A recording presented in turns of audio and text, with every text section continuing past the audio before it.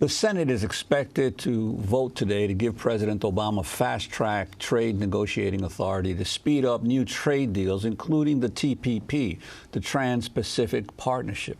The secretive TPP deal involves 12 countries and nearly 40% of the global economy. On Tuesday, the Senate voted 60 to 37 to end debate on the measure, setting up today's final vote.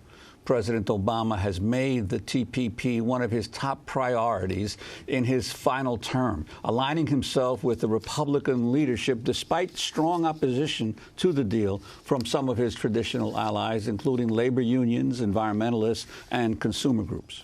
In the end, 13 Democrats sided with Republicans to give Obama the fast-track authority. The 13 Democrats are Michael Bennet of Colorado, Maria Cantwell of Washington, Tom Carper and Chris Coons of Delaware, Dianne Feinstein of California, Heidi Heitkamp of North Dakota, Bill Nelson of Florida, Tim Kaine of Virginia, Claire McCaskill of Missouri, Patty Murray of Washington, Jeanne Shaheen of New Hampshire, Mark Warner of Virginia, and Ron Wyden of Oregon. 5 Republicans voted against the fast-track measure, including 2 presidential candidates, Ted Cruz of Texas and Rand Paul of Kentucky.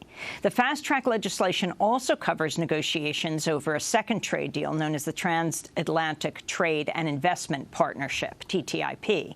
On Tuesday, Senate Majority Leader Mitch McConnell praised the vote to move ahead on fast-track. I also want to just say to our colleagues, this is a very important day for our country. We've demonstrated we could work together on a bipartisan basis to achieve something that is extremely important for America. Speaking before the vote, Democratic Senator Sherrod Brown of Ohio warned the American worker would lose out if the TPP deal is signed. People are going to lose their jobs, but we're going to vote today to cut off debate, and we're just going to forget, at least temporarily, about helping those workers that lose jobs because of decisions we make. How immoral is that? How shameful is that? What a betrayal of those workers. What a betrayal we are inflicting on those workers if we make this decision today. A lot of my colleagues are going to go home and they're going to face people who say, wait, you made a decision. I got thrown out of a job because of a decision you made, because of a decision you made as a House member, because of a decision you made as a senator, because of a decision you made, Mr. President. I was thrown out of work and you passed on June 23rd or whatever today is. You passed fast track without taking care of me, even though it was your decision that I lose my job. The debate on the TPP and fast track, we're joined by 2 guests in Washington, D.C. Bill Watson is trade policy analyst of the Cato Institute, and Robert Weissman is president of Public Citizen. Robert Weissman, let's begin with you. Your response to the vote. Well, it's Celebration Day at the U.S. Chamber of Commerce. Big business just won its top priority for this U.S. Congress. If the vote today ultimately leads to adoption of the Trans-Pacific Partnership, we know with some high degree of certainty what's going to happen. We're going to lose many more jobs in the United States. We're going to have real downward pressure on wages and an ongoing increase in the huge problem of inequality. We're going to see huge empowerment for Big Pharma and its ability to charge monopoly prices in all the TPP countries, the developing countries, but also in the United States.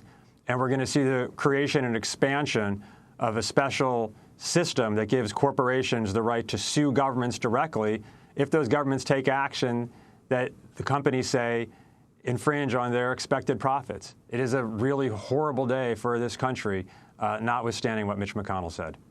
And Bill Watson of the Cato Institute, your reaction to the impending now appears to be passage of the fast-track legislation. Well, I'm really looking forward to seeing the TPP be completed, find out what's in the agreement and how well it liberalizes trade between the United States and the other 11 members in the agreement. The reduction of protectionist trade barriers is not going to be bad for the economy. That core element of the TPP is going to be good for consumers. It's going to be good for U.S. businesses. It's going to promote economic growth. But Bill Watson, is this agreement more about trade or deregulation? Well, we'll have to see when it's finished. There will certainly be a lot of trade in the agreement, and the question is, how well it reduces trade barriers and how quickly. There will also be regulation. A lot of that regulation is stronger labor and environment provisions. It's also stronger IP protection and protection for investors.